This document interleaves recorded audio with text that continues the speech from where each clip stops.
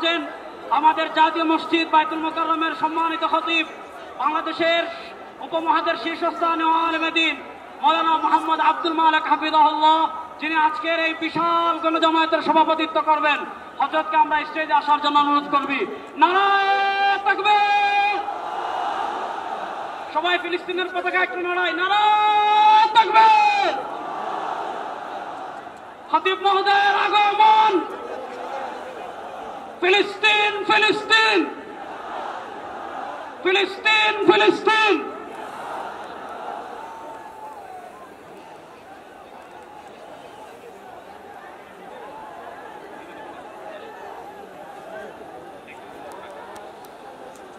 আসসালামু আলাইকুম ওয়া রাহমাতুল্লাহি ওয়া বারাকাতুহু। সম্মানিত উপস্থিতি,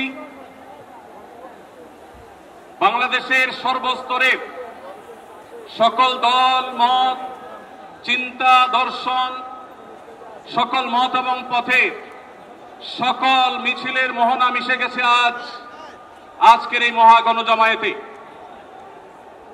সম্মানিত উপস্থিতি, আপনারা যারা দূর দূরান্তে অবস্থান করছেন, আপনারা প্রত্যেককে আমরা বিনীতভাবে সহনশীল আচরণ করবার জন্য বিনীতভাবে অনুরোধ করছি। অনুগ্রহ করে সবাই শান্ত হন। খুব সামান্য সময়ের মধ্যে পুরো অনুষ্ঠান পরিসমাপ্তির দিকে আমরা যাব ইনশাআল্লাহ। আমরা আপনাদেরকে বিনীতভাবে অনুরোধ করছি, আপনারা আশেপাশে কেউ অসুস্থ হচ্ছে কিনা তাদের দিকে লক্ষ্য করেন। বাংলাদেশের সকল দল মত, চিন্তা, দর্শনের মানুষ মাজলুম ফিলিস্তিনি এবং মাজলুম গাজার মানুষের পাশে আছে, সহাবস্থান করছে।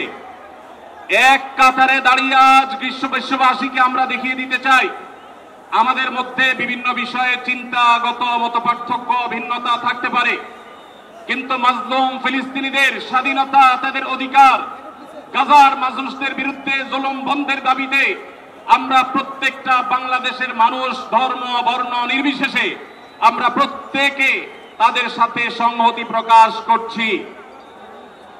সম্মানিত ভাইরা, আমি দূর দূরান্তে অবস্থানরত ভাইদেরকে বিনীতভাবে আরজ করছি, আপনারা আপনাদের আশেপাশে কেউ অসুস্থ হলে তাদেরকে পানি দিন, বসতে দিন, চাপাচাপি ধাক্কাধাক্কি করবেন না।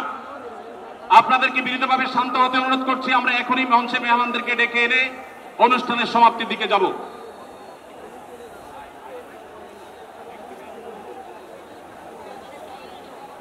আসসালামু আলাইকুম ওয়া রাহমাতুল্লাহি ওয়া বারাকাতুহু। আমাকে আজকের এই জনসমুদ্রকে শান্ত করার জন্য বলা হয়েছে। আমি জানি না আপনারা কি শান্ত হবেন না অশান্ত হয়ে যাবেন। প্রিয় সুধী, মার্চ করতে যে লাথি, গুতা, ঠেলা, উষ্টা সব আমরা খেয়েছি, তারপরেও আজকের এই সোহরাওয়ার্দী উদ্যানের এই গণজামায়াতে, এই জনতার মহাসমুদ্রে উপস্থিত হয়ে আমরা বুঝতে পেরেছি আজকের এই মহাসমুদ্র, জনসমুদ্র ফিলিস্তিনের প্রতি, আল আকসার প্রতি বাংলাদেশের জনগণের ভালোবাসার বহিঃপ্রকাশ। ভৌগোলিকভাবে আমরা ফিলিস্তিন থেকে অনেক দূরে হতে পারি, কিন্তু আজকের এই জনসমুদ্র প্রমাণ করে আমাদের এক একজনের হৃদয়ে, বুকের ভেতরে বাস করে এক একটা ফিলিস্তিন। আমাদের হৃদয়ে বাস করছে এক একটা গাজা। আমাদের হৃদয়ে বাস করে এক একটা আল কুদস। চিৎকার করে বলুন ঠিক কিনা? আমরা আজকে সংহতি প্রকাশ করব আমাদের মুসলিম ভাইদের উদ্দেশ্যে। এক আওয়াজে আমাদের কণ্ঠকে উচ্চকিত করে অতিথি থেকে শুরু করে অডিয়েন্সের সবাই আল্লাহু আকবার ধ্বনি দিয়ে সোহরাওয়ার্দী উদ্যানের এই ময়দানকে আমরা কাঁপাতে রাজি আছি না নাই? নারায়ে তাকবীর, নারায়ে তাকবীর। দিন ইসলাম, দিন ইসলাম। ফিলিস্তিন, ফিলিস্তিন। আল কুদুস, আল কুদুস। ফিলিস্তিন, ফিলিস্তিন। আল কুদুস, আল কুদুস। আমার ভাই শহীদ কেন? জাতিসংঘ জবাব চায়। গাজায় গণহত্যা কেন? জাতিসংঘ জবাব চায়। আমি যা বলি আমার সাথে আওয়াজ করে ইংরেজিতে স্লোগান করুন, free free Palestine, Free, free Palestine! Free, free Al-Aqsa! 1, 2, 3, 4! Genocide no more! From the river to the sea, Palestine will be free! Nareh Takbir! وما علينا إلا البلاغ والسلام عليكم ورحمة الله وبركاته.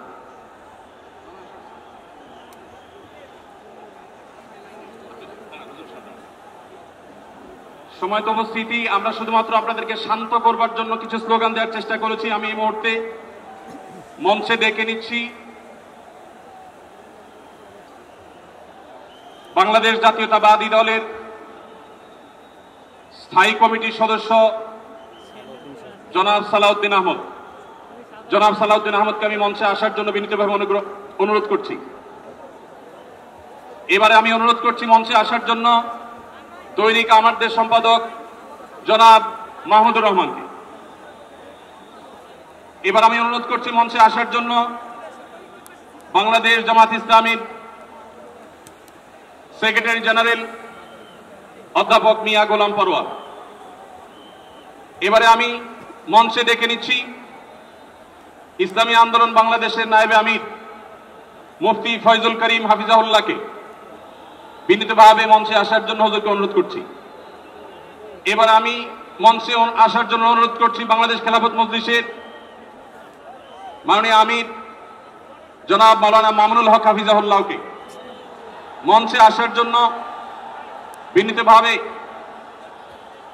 অনুরোধ করছি। জনাব মাহমুদুল হাসান সোহাগকে মঞ্চে আসার জন্য বিনীতভাবে অনুরোধ করছি। জনাব লতিফুল ইসলাম শিবলিকে মঞ্চে আসার জন্য বিনীতভাবে অনুরোধ করছি। প্রফেসর মুখতার আহমদকে মঞ্চে আসার জন্য অনুরোধ করছি।